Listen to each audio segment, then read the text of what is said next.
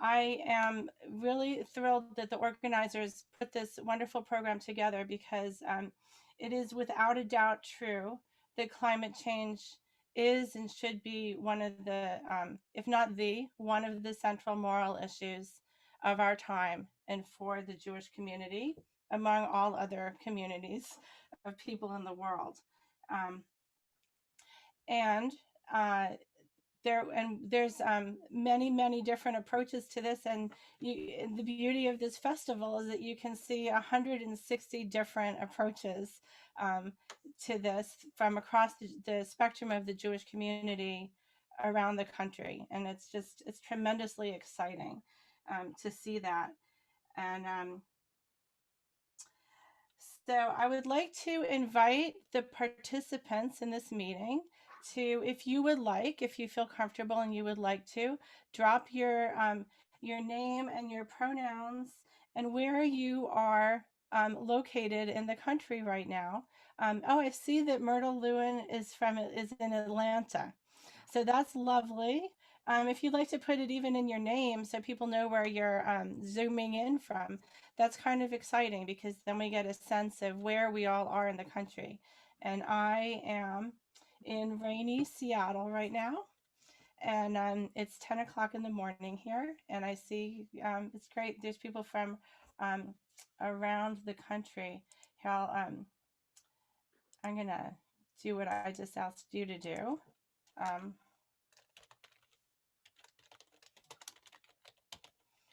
And update. Oh, well, you can see what you can see. My pronouns are she, her, and I am in Seattle.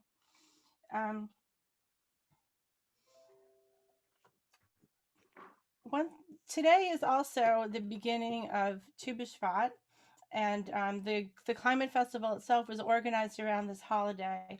And I think that one of the things that's interesting about Tu B'Shvat, Tu B'Shvat has many mystical resonances, along with being basically an accounting deadline for the age of trees, which is interesting in its own right. But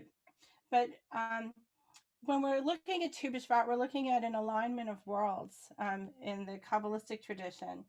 We have the world of inspiration and creativity, the world of thought, the world of emotion, and then the world of physicality, represented by fire, air, water, and land.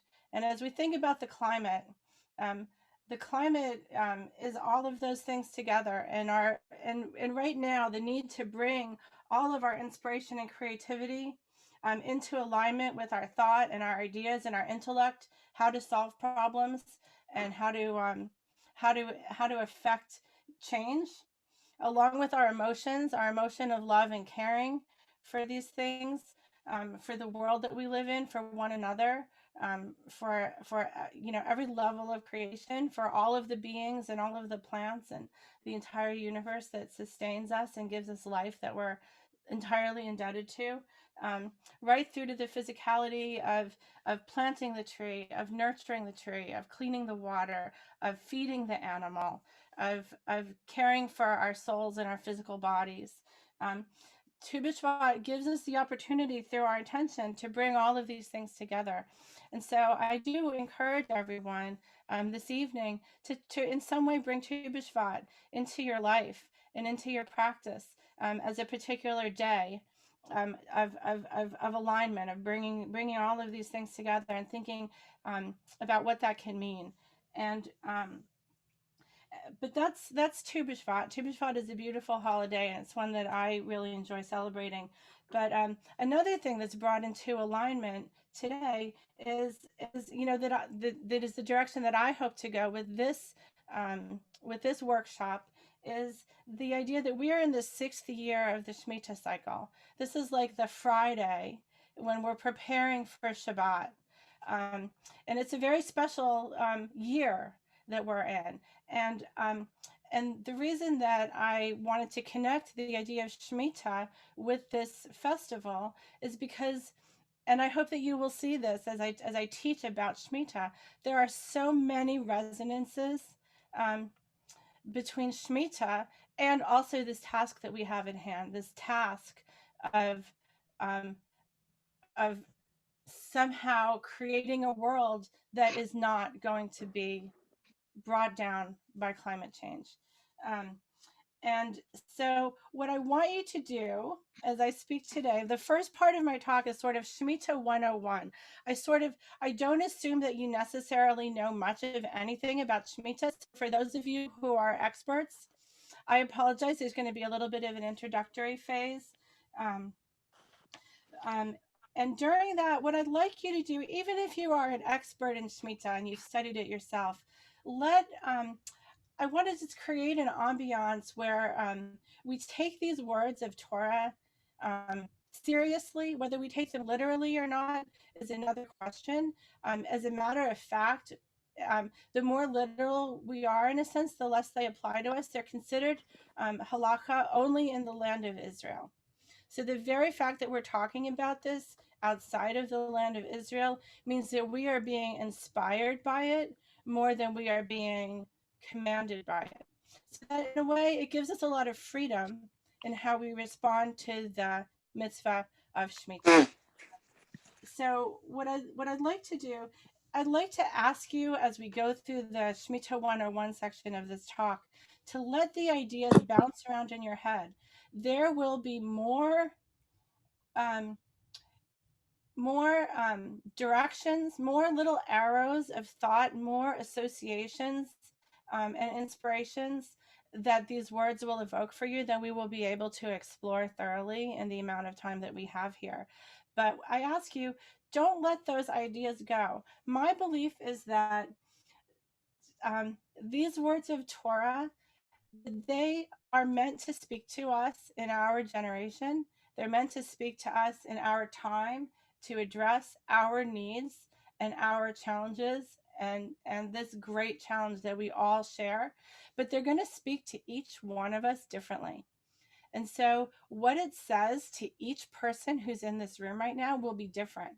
And what your contribution and your offering will be to this process, this wonderful new process, will be completely different from what mine is.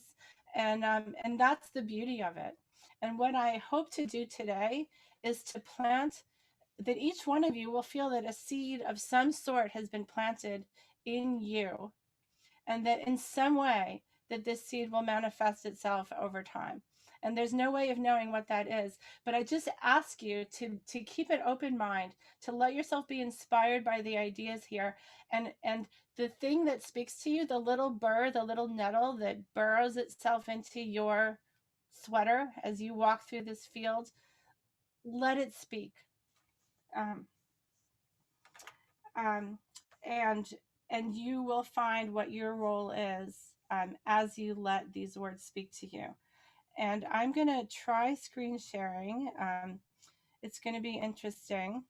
Let's see how it goes. I'm going to start my slideshow. Okay.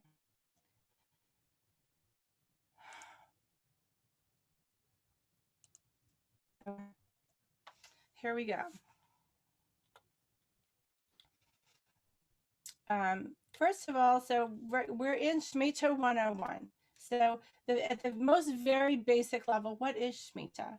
Shmita is a cycle of time, just in the same way that our week is a cycle of time, and it actually integrates the natural calendar as assigned by the Earth and the Sun. We have a day, and the day is, we know what a day is, that the Earth spins around on its axis and it gets dark and it gets light, and there's a day. Okay. We know what a week is, but a week comes from Torah. There's nothing natural about a week. The Torah tells us that we're supposed to, on the seventh day, we're supposed to rest. The God created the earth in 6 days, and on the seventh day God rested. And that's what Shabbat is, and that's what a week is. It's completely a construct that comes to us from Torah. The same thing with Shemitah. The year is a natural cycle. The earth starts on one point of its revolution around the sun, and when it gets back, that's a year. 7 years is a Shemitah cycle. How do we know that there's a Shemitah cycle? Because it's in Torah. Okay, so and the seventh year is called the Shemitah year. But just like the 7 days of the week are a week. The 7 years of the Shmita cycle are a Shmita cycle. And so just like our week can have different character on different days, a Shmita cycle can have different can take on a character. Each of the years can take on a character, the way our weekdays do. And then there comes the Shmita year. And as part of the Shmita cycle, there's even one greater cycle than that, and that is the Yovel or Jubilee cycle, which asks us to count 7 cycles of Shmita, and then the final year, the 50th year, is our Yovel, our Jubilee. And so, and we will talk about that too. A lot of times we don't talk about that. I actually think it's very, very important and inspiring to do that, and we'll see why later. Okay. And what I'm going to do now is basically go through several of the places in Torah where we see that Shemitah has been brought to our attention. And the first place is in the book of Exodus. Let it go and let it be. Shemitah means release. Okay. And I'm just going to read this. And as I read, I just encourage you to let your mind be inspired by the significance of it. For 6 years you are to sow your land and gather its produce, but in the 7th you are to let it go and let it be, that the needy of your people may eat, and what remains the wildlife of the field shall eat. Do thus with your vineyard, with your olive grove. So it sounds like, and my little post-it notes are going to pop up on some of these pages. These are what these words inspire for me as I read these, and you may have different post-it notes that I don't see. And if you have a piece of paper around you, feel free to take notes about what comes to your mind as I read these texts from Torah. So I see that no one is supposed to go hungry. This includes even the wild creatures in the field. That somehow we are to know from this that God cares about the well-being of people who don't have enough to eat, and also cares about the well-being of the wildlife, and also commands us to let what we have, like what is ours, that we are supposed to relinquish that ownership. Here's the next evocation of Shemitah. It's in Leviticus, and we learn a little bit more about it this time around. Okay, and I'll read it.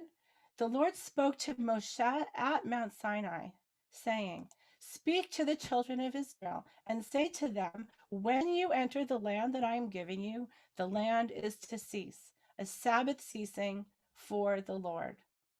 For 6 years you are to sow your field. For 6 years you are to prune your vineyard. Then you are to gather in its produce. But in the 7th year there shall be a Sabbath of Sabbath ceasing for the land, a Sabbath to the Lord. Your fields you are not to sow. Your vineyards you are not to prune. The aftergrowth of your harvest you are not to harvest. The grapes of your consecrated vines you are not to amass. A Sabbath of Sabbath ceasing shall there be for the land. Now the Sabbath yield of the land is for you, for eating, for you, for your servant, and for your handmaid, for your hired hand, and for your resident settler who sojourn with you, and for your domestic animal, and the wild beast that are in your land, shall be all its produce to eat." Let's see, what did I say about this? It sounds to me like these are operating instructions. When you enter the land that I am giving you. Now, this is a really beautiful invocation because entering the land, this is the ultimate gift that we are given by God, is this land, this sustaining landscape.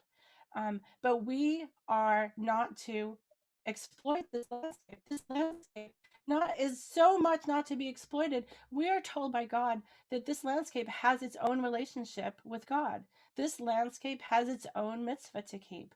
This mitzvah of resting, just like we do, just like our commandment tells us we rest on Shabbat. But in order for the land to rest, we have to cease from exploitation of the land for that year. So we have a role to play in allowing the land to fulfill its mitzvah. Okay? Um, and we see that, let me see, I've got stuff in my way. Now, in order for the landscape to continue to be productive, we can't be completely dependent on annual crops. Um, that's one observation, that if we de-emphasize annual crops, the landscape is naturally more productive. Does it need our attention? It doesn't need to be tilled. It doesn't need our hard work into it. And then this leads to the idea of what are, in modern terms, permaculture farming methods would allow us to have a landscape that remains productive without needing to be worked by human hands in any year. So the more permaculture type of farming methods we have, the less the Shmita year will throw us for a loop if it comes. And you may say, well, permaculture, that's so modern. Like permaculture, this, like, it's this word, it's like this modern concatenation of roots of what is this thing? What was the original permaculture garden in Torah? I thought about this just this morning as I was driving home. It's the Garden of Eden. The Garden of Eden was literally a permaculture forest. And we don't think of it that way. We think like we invented permaculture. No, no, no, no, no. In the Garden of Eden, people didn't have to work because all of the food that we needed to eat was freely available to us all the time. So when we think of this, we can think of a return to the Garden of Eden. We think of a sharing and a gift economy. The Garden of Eden was the ultimate gift economy. And we remember that the land has its own relationship with God. And in the Sabbath year, we participate with it in keeping this commandment.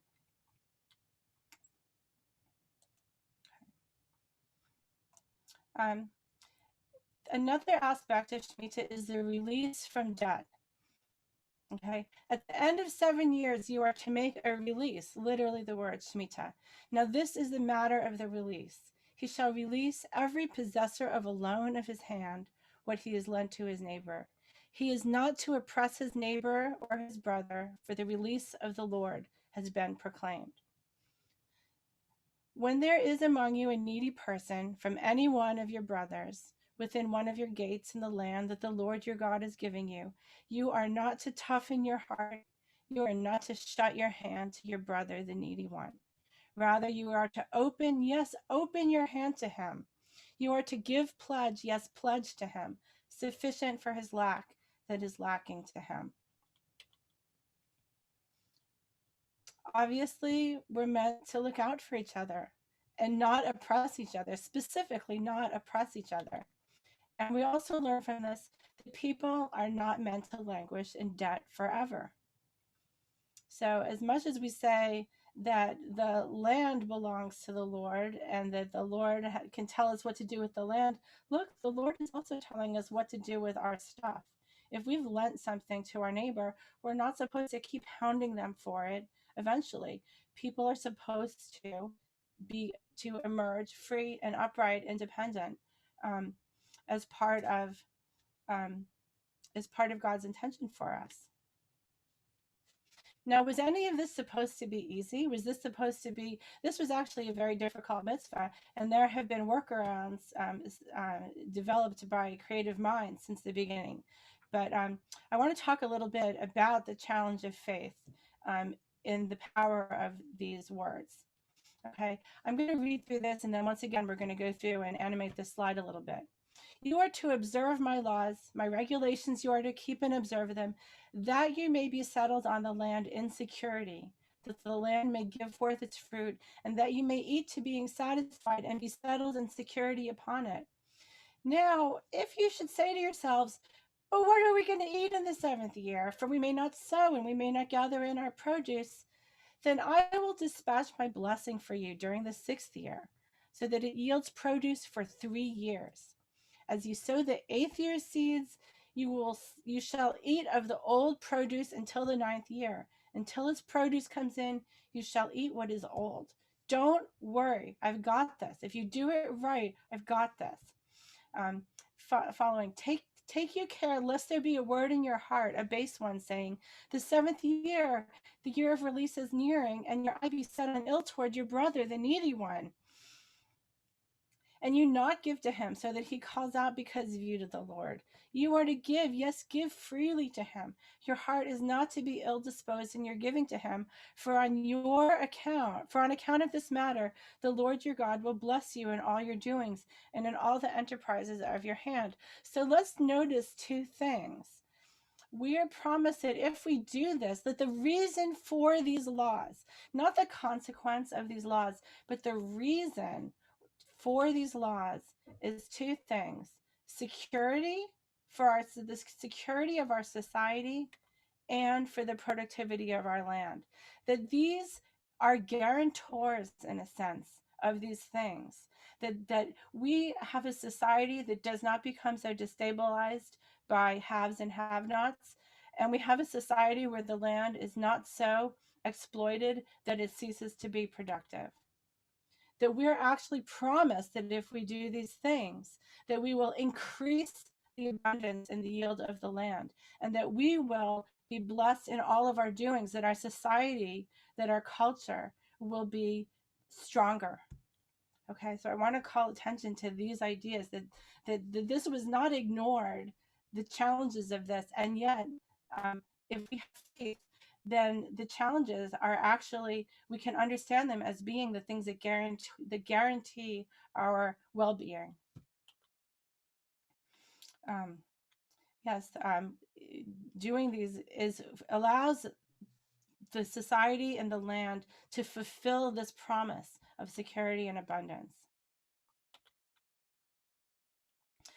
Okay, and so because it's God, we're also given a lot of really harsh warnings.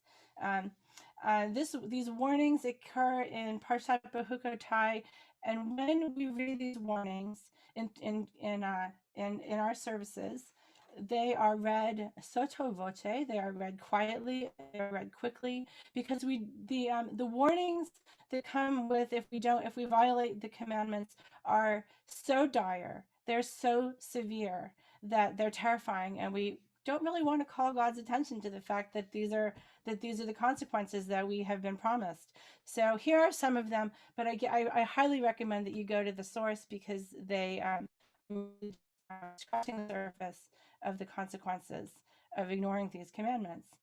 But if you do not hearken to me by not observing all these commandments, if my laws you spurn and my regulations you repel by not observing all my commandments, by violating my covenant, I in turn will do this to you.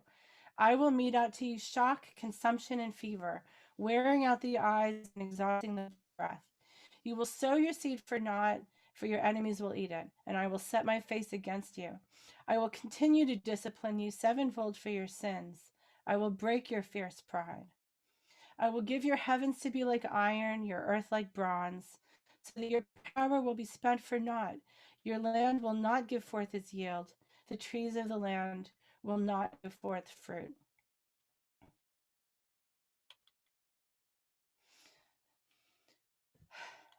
And equally, the path to recovery is through Shmita.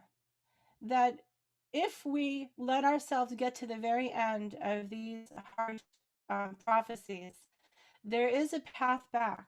And God doesn't forget the land and doesn't forget the promise to us and to the people of the world and the people of Israel forever. The path to recovery is through Shmita, as these texts describe. So this is assuming that we got to the very end. Then the land will find acceptance regarding its Sabbaths, all the days of desolation, when you are in the land of your enemies.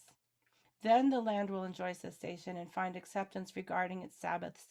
All the days of desolation it will enjoy cessation, since it did not enjoy cessation during its Sabbaths while you were settled in it. The land will have to be left behind by them, attaining acceptance to its Sabbaths by being desolate of them. And they will have to find acceptance regarding their iniquity, because my regulations they spurned and my laws they repelled. Oops, I'm not quite done yet. So this is pretty dire, but it does give a sense that this rest is absolutely necessary for the functioning of the earth. that it needs to rest. And that if we do let it rest, it also is the promise that no matter how bad it gets, that if we cease this exploitation and we let it rest, that it will recover. This is actually, as desolate as it sounds, also a beautiful promise. And now I want to get to this next little known mitzvah that's part of the Shmita cycle, which is Yovel, the Jubilee year. Okay, this is very exciting. As we look at the tremendous wealth inequality that has built up on this planet and in this country over the past 50 years, let's look at this promise of Yovel and look at how, and begin to be inspired by it in some way. You are to number yourselves 7 Sabbath cycles of years, 7 years, 7 times, so that the time of the 7 Sabbath cycles of years will be for you a total of 49 years. Then you are to give forth on the shofar a blast. In the 7th new moon, on the 10th day of the new moon, on the Day of Atonement, you are to give a blast on the shofar throughout all your land. You are to hallow the year, the 50th year, and proclaim freedom throughout the land to all its inhabitants. It shall be a homebringing, Yovel, Jubilee for you. Each one of you shall return to his landed property. Each one of you shall return to his family. Now, this may evoke different ideas for you. For me, it evokes these ideas. Oh, first of all, you may wonder, this is a very socialist idea, and does it have anything to do with the United States of America? And as a matter of fact, I wanted to point out that this is the inscription printed on the Liberty Bell in Philadelphia, which is considered a symbol of our country. The Liberty Bell has inscribed on it these words: "Proclaim liberty throughout the land unto all inhabitants thereof." This is exactly a translation of this very quote from Leviticus. And so, if one were to make a case that we should take this idea seriously within our country, we could already point out that it's right there, inscribed in metal on an object that we're all quite familiar with. So I was inspired by that idea too. So let's see what happened here. Where's my, I have lost control of my slides here. Oh no, there we go. Okay, so this contains 2 ideas for me. The first of all being that the land is inalienable. It cannot be sold for money, and this is elsewhere in Torah. I don't quote it here, but ultimately, every person every 50 years has a right to go back to something. No person, no Israelite can become so impoverished that they don't have any birthright claim to a piece of land. And what is land? In the time that this was written in, and even if we think about it to this very day, land is an ever-valuable source of wealth because it is intrinsically productive and wealth producing. So for me in modern times, because we don't have the apportionments of land throughout the world the way that God gave land to the specific tribes of Israel, there is a sense for me that this is referring to the idea that people have a right to be renewed in their ability to be productive, and that they cannot be buried in so deep of a hole that they are never again brought to the surface where they can begin to build wealth at a somewhat level playing field along with other people. So that's just another idea that I want to bring forward to allow to bounce around in everybody else's minds as they think about Shmita. Let's see what's next. What do I have next? Okay, so I'm kind of coming to the end of Shmita 101 just in time because I want to. I'm gonna recap in a couple of different ways what I get out of the idea of sabbatical principles, because what I really want to do in this workshop, what I really want people to come away from, is the sense of how they themselves, how we ourselves are going to take on some aspect of Shmita in our lives, both observing it in the Shmita year as a Shmita year, and hopefully also going forward, taking it into the next cycle and imagining what can happen if we make it real, and if we what additionally is possible if we look out over a long time horizon, like a 7-year time horizon, or 2 7-year time horizons, or 50 years, etc. Okay, so first of all, we're going to just sort of give, and you may have different ones, and you may have better ones, and you may not agree with some of these. So jot down for yourself, or throw into the chat what occurs to you as I go through these. So I say a year-long Shabbat, recognizing that the primary Shabbat is the Shabbat of the land, but that we, as partakers of this landscape, that in a sense, that we are allowed to rest. We are invited to rest along with the land, and we should think of the relationship between the land and God, and the divine source of life during this year-long Shabbat. That we should take it deeply into who we are. I see sabbatical food systems. I see looking to create a food system that can be so abundant in 6 years that it can be allowed to rest in the seventh.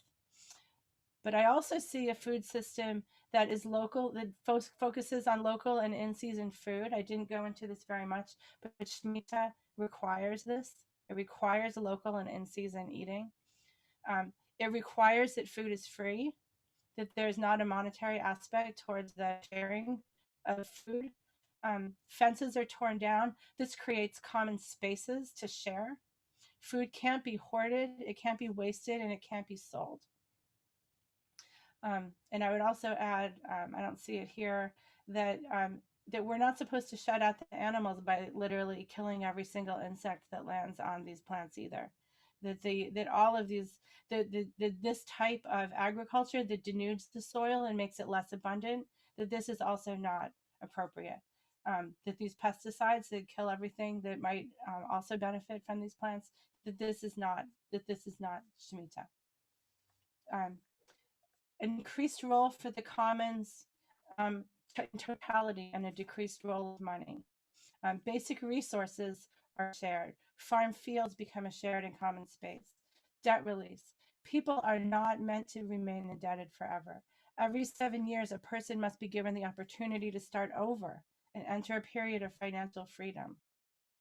The Jubilee. Imagine if once in every generation there were a substantial reset that enabled each person to return to a productive endowment and participate fully in the society, and to build wealth for their family in the next generation.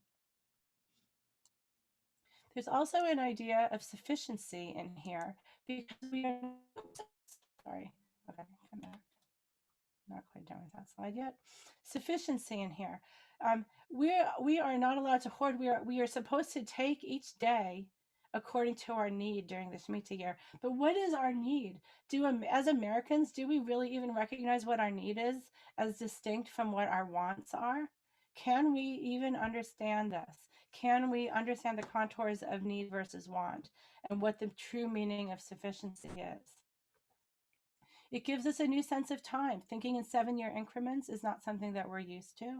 It gives us a way of thinking about our lives, of thinking about our communities, of imagining where we want to be. Like with respect to the climate, 7 years it's coming up on all we've got left to make the changes in our society that we have. How can we, like when we think about where we want to be at the beginning of the next Shemitah cycle with respect to many, many things, but especially the climate, we must set goals that are on that short of a time horizon, but also that long of a time horizon. Goals that can't be reached immediately, but that we can, if we set forth immediately, that we can meet them, and a 50-year planning horizon as well. And also thinking about like really deeply internalizing our relationship with the earth in this Shemitah year. Now I'm going to move along. And so my claim, putting together this presentation for the Climate Festival, is that designing for Shemitah, if we design our culture for Shemitah, that along the way, the side effects will heal climate, culture, and community. Okay, Shmita enables us to become rooted in a low carbon agricultural system. Agriculture accounts for 37% of global carbon emissions, according to the IPCC. Just bringing the ideas of permaculture, of locality, of in-season eating into our food system is going to have a tremendous impact on climate. Building the capacity of the commons to meet our social needs, more equitable distribution of resources, achieving greater awareness of need versus want. Our society, a lot of what we buy and what we own isn't anything that we need at all. I think we've all become prisoners of a consumer culture where we're treated like milk cows, that we're supposed to be just constantly grazing on the products that are arrayed before us and marketed to us, regardless of the effect on the environment or even on our own souls.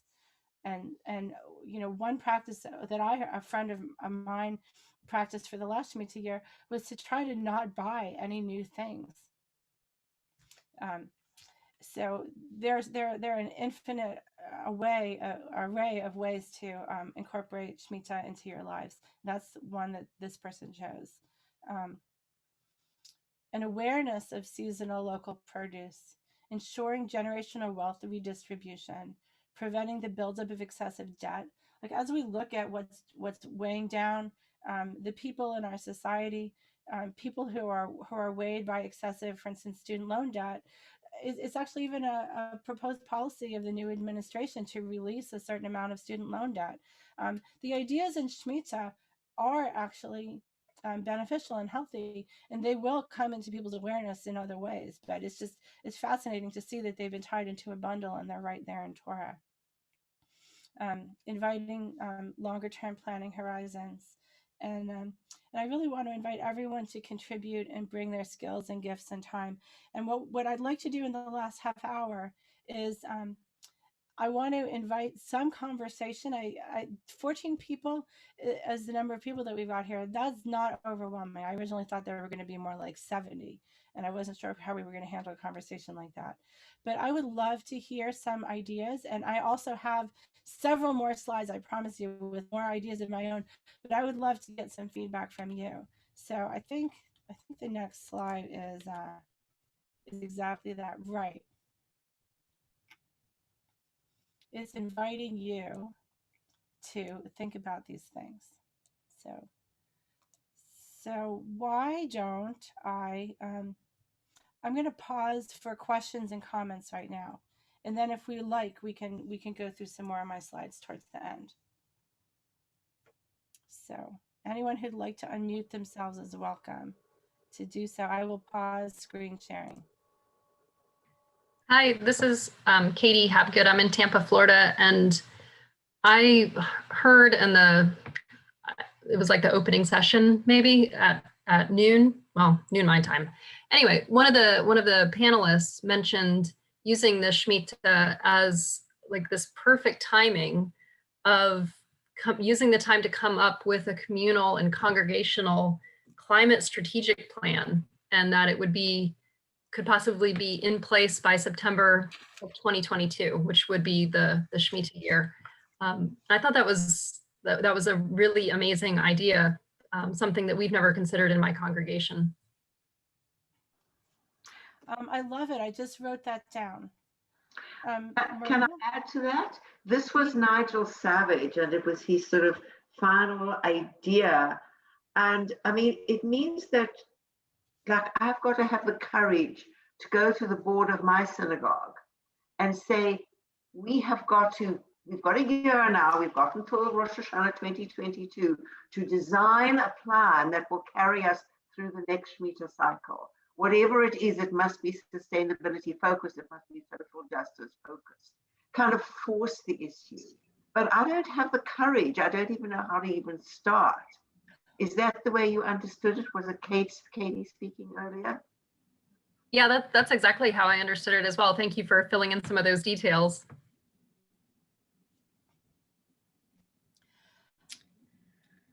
You know, Does anybody besides me want to chime in about having courage to go to the board and say something like that? Has anybody done it? Because I'll be happy. I've done it, and I'll be.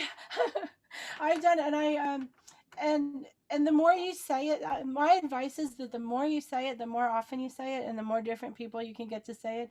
Eventually, your board members will begin to think it was their idea, and then it'll seem like a very good idea indeed. So don't be afraid. um, it's extremely powerful to hear it from a congregant, and especially a congregant who maybe hasn't done these types of things before, and it's very likely that there are other people in your congregation who feel the same way and who would support you. What do you think, Myrtle? Do you think that there are other people in your congregation who feel the same way, who could write a letter with you? Well, unfortunately, I'm the person who's been running the greening group and all these things for years, so people all know me and they kind of shy away from me when I come. But I mean, we need some young voices, really young voices, people who don't have white hair. And I think that's really important, that it's got to be the youth that is speaking. So, I mean, my goal is to kind of try to be in the background and find some of these people. But I mean, I was also thinking that, I mean, last Shmita, we actually had a series of talks on Shmita, which I set up. And I got so much pushback from people who, in the course of the last 7 years, I've realized are kind of way on the right of me. But how do you speak about this without people coming up and saying, oh, but this particular thing doesn't apply to you because you're not living in Israel, oh, etc. I mean, can't you just get past that and get at this incredible sort of moral social justice lesson? And I think that's what I'm looking for strength to be able to do this time. I would love. Is there someone who would like to give courage to Myrtle? What would you say? How have you done this? How would you recommend that she approach this? I can speak to it anecdotally, which is that if it really is something you want the board to take on as a board issue, then find somebody already on the board who will be your spokesperson on the board. And then come up with the programming, maybe 2 different kinds of programming that you want to see, whether it's activism, whether it's change within operations of the congregation or facilities management, whatever it is, come up with different options and have them go to the board and say, do you want this or do you want that? Because it's very easy to vote something down, and it's easy to vote it down if it isn't thought through and if it doesn't have people who are going to do the work once they approve it. But that's just my 2 cents. And I think you also put a good thought in the chat, Carol, that it needs to be a group of people. You know, I understand Myrtle's frustration of being like the one point person who's constantly bringing it forward to the board. But if you can implement a green team, as you said, get a diversity of ages and, you know, perspectives in that group of people, then it's not just one person that's easy to dismiss. It's a group of people representing the depth and breadth of the membership of the congregation, and it shows that there is deeper interest and is less easily dismissed than one person. If you can connect yourself to other organizations within the Jewish world doing the work already, I think that helps, because it's not like you have to invent the wheel. And so Hazon has a sustainable synagogue program. Green Faith has a program for congregations. Rabbi Fred Dabb has done a lot with sustainable synagogues, and the Jewish Reconstructionist Congregation in Evanston, Illinois has done that work in the past as well. So don't feel like you have to invent it or that the board has to invent it. Put some of those names in the chat, please. And just as a push, we've just, like last week, established a Georgia chapter of JCAN, Jewish Climate Action Network. We now have the 4th chapter, and it's in Georgia. So I am connected. There's a lot of stuff going on right now. I would encourage, if you haven't gone to the JCAN website, go to JCAN, look to see what it's got. Go to Dayenu, of course, Chazon. Yeah, it's just in the synagogue that I have all these issues. Have you reached out to other synagogues in the Atlanta area? Yeah, that's what this JCAN Georgia chapter is doing. Okay, good. I have some friends out in Atlanta, actually. Oh. Yeah, so that. Do you have an email list of people on this talk? You know, I would love to get that. I can't find my chat, darn it. I need to find my chat on my Zoom. Give us your email address, would you, Deirdre? Yeah, I have a lot I want to drop into the chat when I do. If you stop screen sharing, Deirdre, if you stop screen sharing, the chat will become visible to you. Okay. And while she's doing that, I also just want to point out that Deirdre's being very modest because she serves on the board of Earth Ministry in Washington Interfaith State, and which is one of the organizations that is helping to support this work and is actually the point person in putting forward a greening congregations toolkit, which will help be one of the options that is available to synagogues in looking to implement sustainability measures in the Shmita year. So I don't know if you want to talk a little bit more about that, Deirdre, but. Yes, please, and give us your contact. Here, I'm gonna drop something big into the chat. What I would ask you to do is if you could copy it back out of the chat and put it into a document of your own, because this is. Yes, we'll do that. This is it's got a lot of different resources on it. Wow.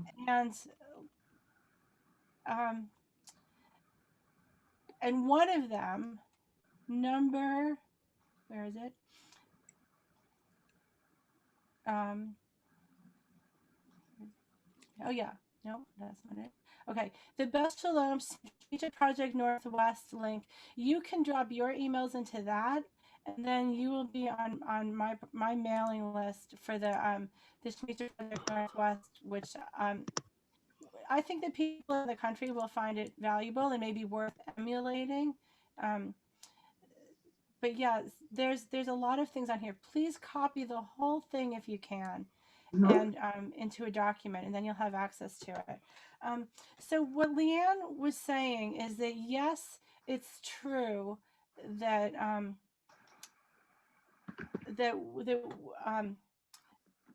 that I am. So I'm putting together what I hope will be a way of sharing resources, inspiration, and knowledge about Shmita, especially Shmita and the environment and Shmita and climate.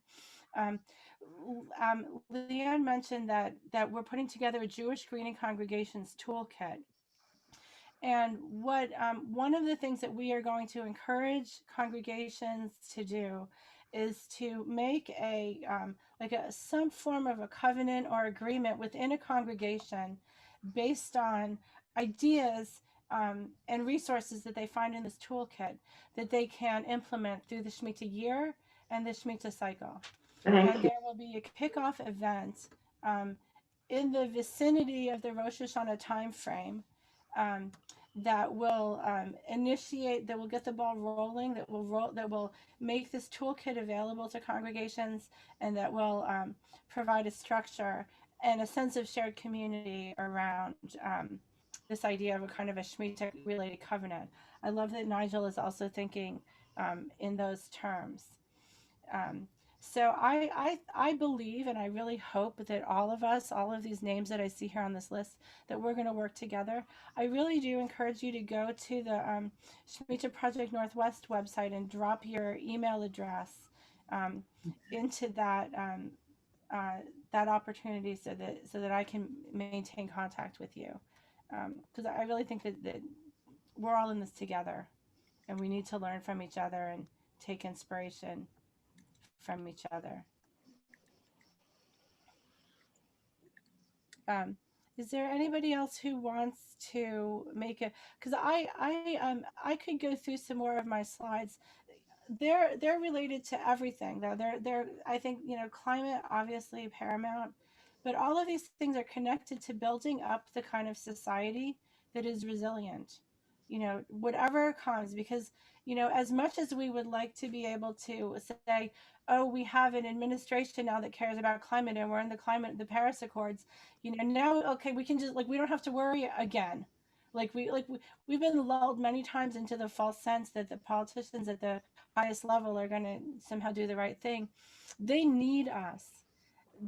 We can't do it without them. We cannot do it by using solid shampoo instead of buying a bottle of shampoo. We cannot do it just through our individual choices. We can't. But they also can't do what they need to do if they are not being pushed by us to get rid of these polluting industries and these polluting chemicals.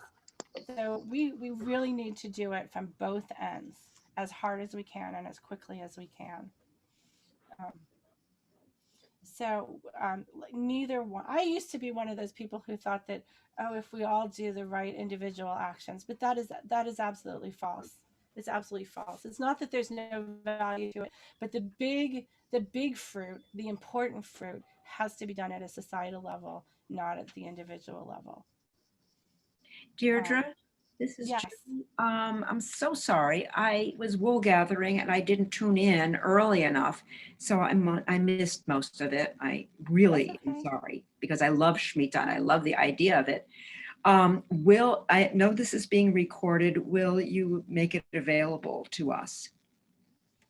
Oh, it is being recorded. That's fantastic. Yes. Yes, I will make it. Thank you, Jessica.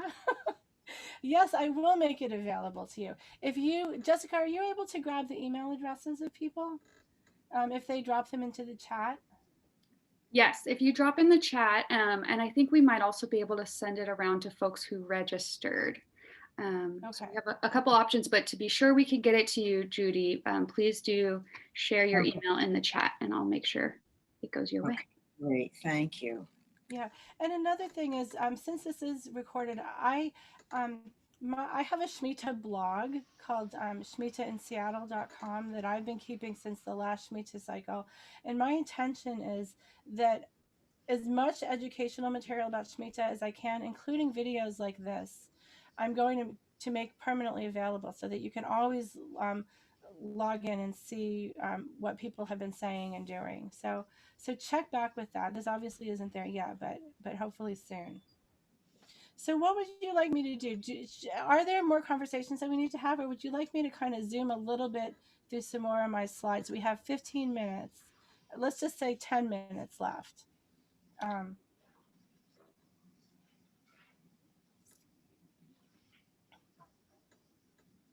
Actually, I have another big. Oh, are you headed out at Yeah, I enrolled for the environmental racism at 2. So oh, okay. I will get your. Well, no, but just copy that thing that I posted into the chat. I do want to highlight a few of the items on there. Let me just do that before we carry on too much farther. I want to highlight that the festival organizers have asked us to sign this letter to President Biden and Congress. That's the Dayenu.org link that I sent. So it would be a great benefit to the organizers if we could do that. Everybody who hasn't already read the Hazon Shmita source book should for sure do that.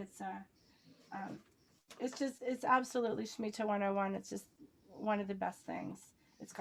It pulls together so many things.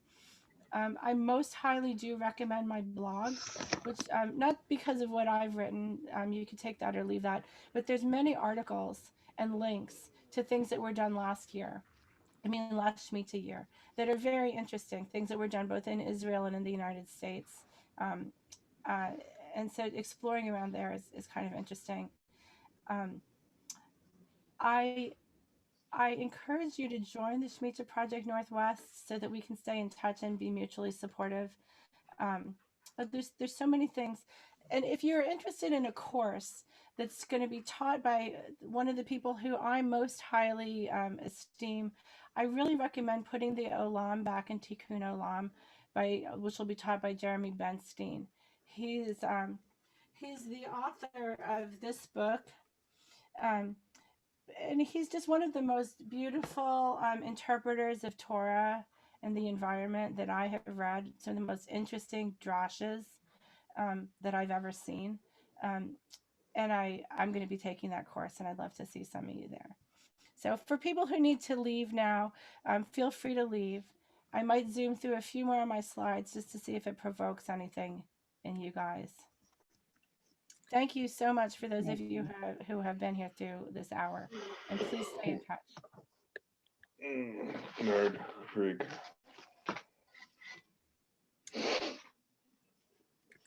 Okay, here I'm going to start screen sharing again. Thank you, Deirdre. I'm going to get off, I'm afraid. Okay, thank you for coming. See, am I screen sharing? No. Oh, and Deirdre, there's a quick question before you get back into the slides about the author of the Environment and Judaism book. Remind us. Oh, Jeremy Benstein. What's the question? Just the name of the author. Oh, okay. He's also the one who's teaching that course. So it's in the link. And he is Dr. Jeremy Benstein. That's what it is at the bottom. Great book. Not a great title, and it's part of a series, so it makes it look like it's going to be boring, but it's actually not. So let me see. Where's my screen? I'm not that great at this, obviously. I'm trying to find my screen sharing.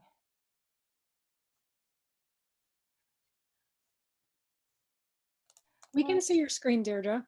You can? Yeah. Oh, awesome. Let's see. Let me see if I can see it.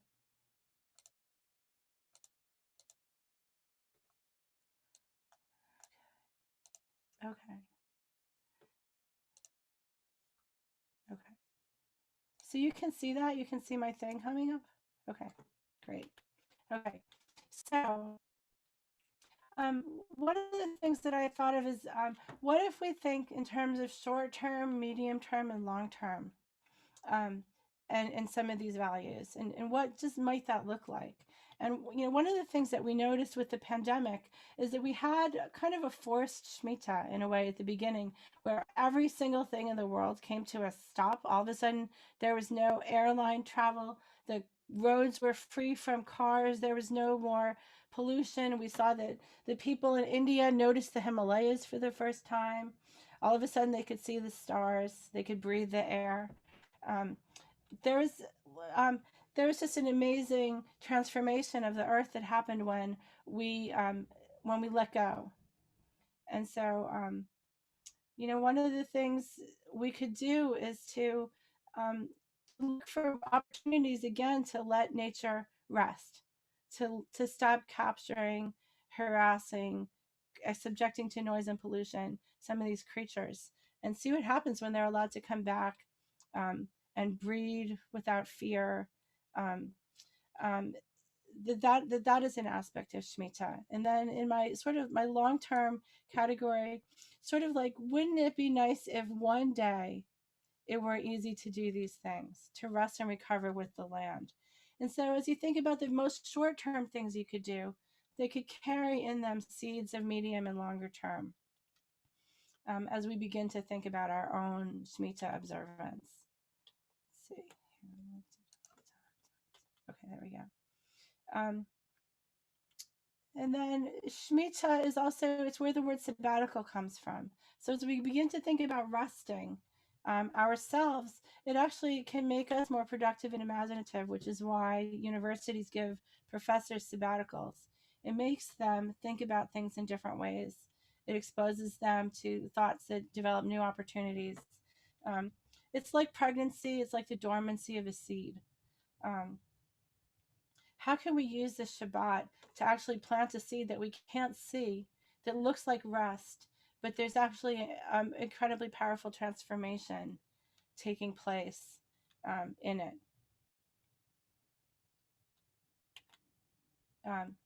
And, some of the things that you guys were talking about as far as bringing specifically an awareness of climate into your communal life, through the resources that are becoming available. I was at a talk for a Dayenu circle that was in Connecticut thanks to Zoom. And at first I wasn't really sure what to think of Dayenu, and now I'm very impressed, and I want to bring Dayenu to Seattle. I found them really inspiring, very on point, focused, goal-oriented, and likely to be effective. In Seattle, we also were lucky to have Washington Interfaith Power and Light, which Leanne and I are part of. So what I'm sort of saying is align yourself with people with similar goals, and take effective action at a communal level as well. That this can be part of planting seeds too. Food systems, this is always close to my heart. In Seattle, we have something called City Fruit, which is it's an amazing nonprofit, not Jewish, although the idea is completely a Shmita idea. They go and they maintain and harvest fruit from the apple trees that grow on the medians of highways and in our parks, that let fruit rot in people's yards, and they bring them to food banks and they give them away to people at little pop-up food stands. This is beautiful. This is saying that we care about the gifts that God is giving us just freely from the landscape. And here in medium term and long term, I think about these permaculture food forests, bringing Eden close to us, right into our midst. I also talk about advocating with Indigenous neighbors. They need a clean and productive landscape in order to satisfy their food needs. They are part of their web of life in a way that we are not.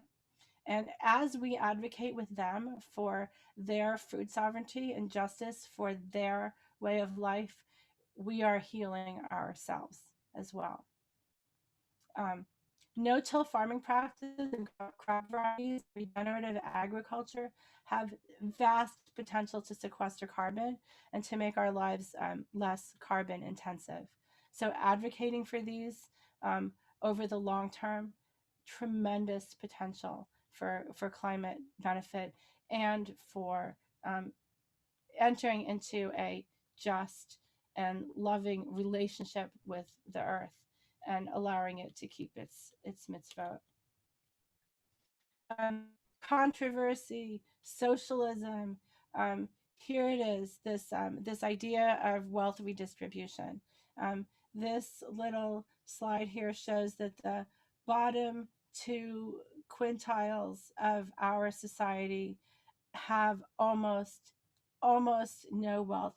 You need a magnifying glass to see how much wealth they have.